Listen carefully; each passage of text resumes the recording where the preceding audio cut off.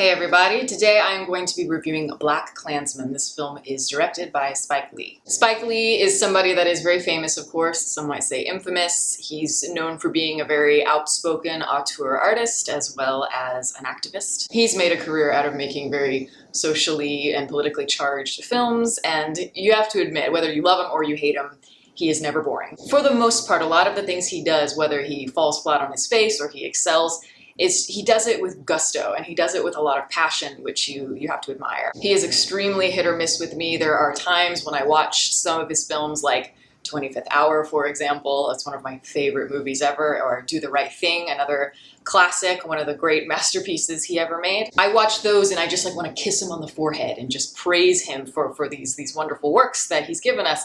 And then at other times, I just want to be like, fuck you. And that's how I feel about a lot of the things he's done in recent years. But I had heard good things about BlacKkKlansman, so I naturally was interested. This is based on a true story that occurred in the 1970s in the Colorado Police Department. Ron Stallworth is the main character, and he is a black man who ends up becoming the first black police officer in the police department, the first investigator. And they, of course, refer to him as the Jackie Robinson of the police department. And one day he comes across an advertisement in the newspaper for the Ku Klux Klan, so he just on a whim calls the number and pretends to be a white man who wants to join and become a member. He does so because, it's a promising lead, and he needs something that's bold and something to get him noticed, and maybe he could get some good intel along the way. And he does a really good job, but the one problem is at the very end he has a slip, he makes a mistake, and he actually gives his real name, Ron Stallworth. Naturally, that's an issue, so one of his colleagues, Adam Driver, poses as the white version of Ron Stallworth as they try to basically work from the inside out, exposing the KKK. For me, the idea of identity is a very prominent theme throughout the movie. And even within this particular story, you've got both characters, the Adam Driver character and the Washington character. They both have the name Ron Stallworth. Their identities are always up in the air, always in question, and it's kind of asking, what does your identity say about you in relation to the society that you live in? Like, for instance, Ron talks about being able to speak like a white man when he needs to, but he can also speak jive. He knows that because certain parts of society expect him to be one way, and another side expects him to be another. And how do you change accordingly? Even with Adam Driver, he is playing a Jewish man in this movie. He's pretending that he's not Jewish. You have multiple points of view going on in this movie, and there is a lot of stereotyping and kind of cartoonish portrayals of the different types of characters.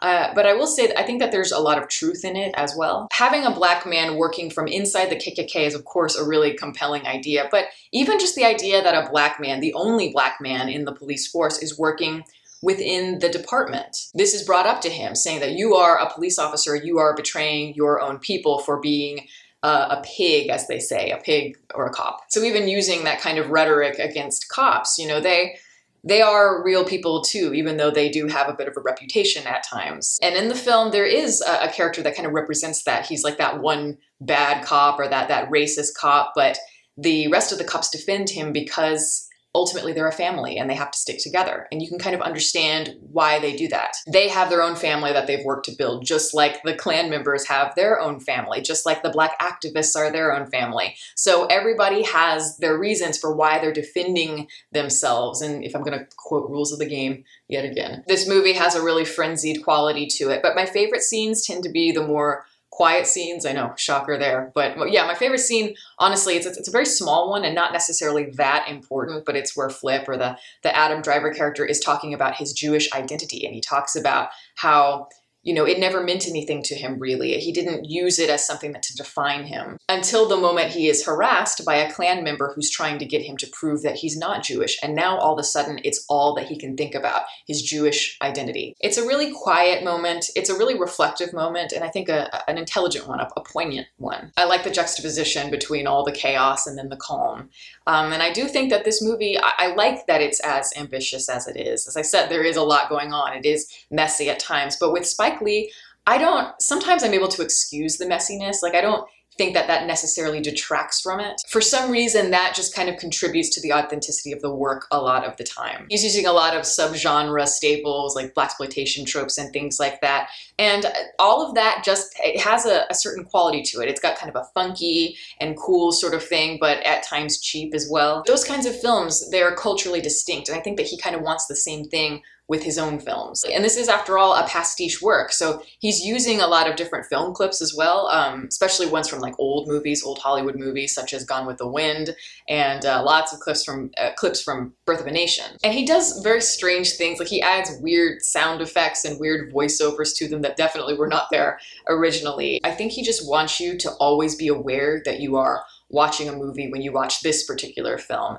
because film is an extremely powerful medium. I think it's a lot more powerful than people give it credit for. The way that you view people is often personified in the art that you're creating. The way people are treated, the way people are portrayed, I think it says a lot about how society feels about these sorts of peoples in ways that they feel like they can disguise under the kind of the mask of entertainment. A film like Birth of a Nation, for instance, is a very important film, a controversial one, but just important in terms of film history. And, you know, it also is kind of known for helping to revive the Ku Klux Klan. But at the same time, I mean, there is something to be said for the film. I mean, for those of you who have seen it, you know it's an incredible piece of work. Very, very, very ambitious. He's very aware of these cultural effects, and so he wants to make a movie that is very accessible and one that is just on a basic level entertaining, like this one is. It's very funny. It's got attitude and energy, and it's got a theatrical quality to it as well, and its accessibility is part of its appeal. So he can convey his perspective through that palatability. I have to say, I thought that, I mean, there's a lot of very funny performances in this movie, but Topher Grace was wonderful as David Duke.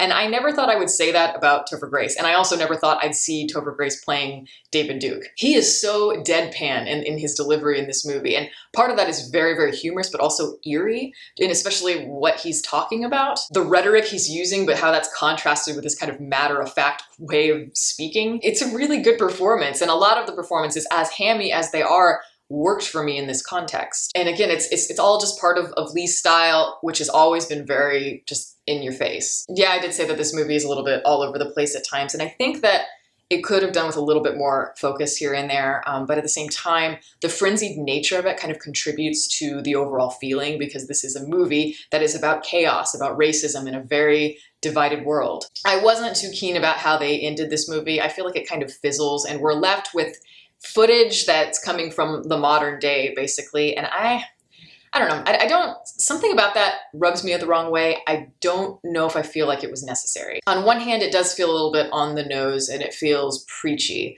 But on the other hand, it does contribute to that whole pastiche filmmaking that I mentioned, adding the information from the modern day. But I don't know, I just wish it came together a little bit more gracefully in a more kind of clean manner. But you know, I gotta say, when I watched the movie at first, I didn't know how I felt about it. Walking out, I didn't really feel like talking about it. I just kind of wanted to let the juices marinate up here a little bit. And it took almost 24 hours before I kind of started to think, you know, this movie won me over. The more I thought about it, the more I think I actually really like it. It's definitely one of Lee's better movies that he's made in a long time. For once, to see him have that energy that he used to have is really nice for me. This is one of the better movies that he's made in a long time. The one thing that I've always loved and admired about him is that he is so bold. He is so confident in his style, and that color and all that passion just radiates from him. And I just feel like the lights have dimmed for a long time. So to see this kind of this movie kind of pop the way that it does just kind of invigorated me. It gave me hope for Spike Lee. And that's my review. Thank you all for listening. All of my social media information is below. You can watch more videos here, and you can subscribe if you'd like. Catch you next time.